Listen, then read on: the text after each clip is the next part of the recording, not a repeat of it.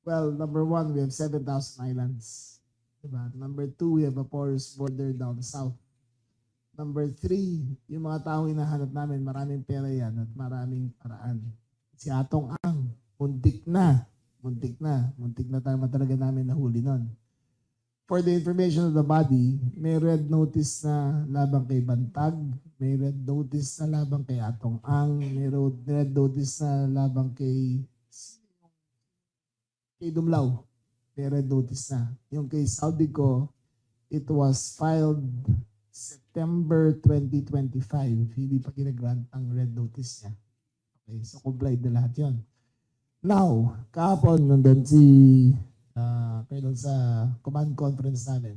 Eh, medyo binoldya ko na yung mga pulis natin. Sabi ko, 200,000 kayo. Alam naman hindi nyo kaya hanapin 3 tao lang, di ba? Galingan nyo na. Di ba? Ayun ang my direct, my exact words. Galingan nyo na. 200,000 kayo, totoo kalaban nyo, hindi nyo magawa. Di ba? Gawin nyo na.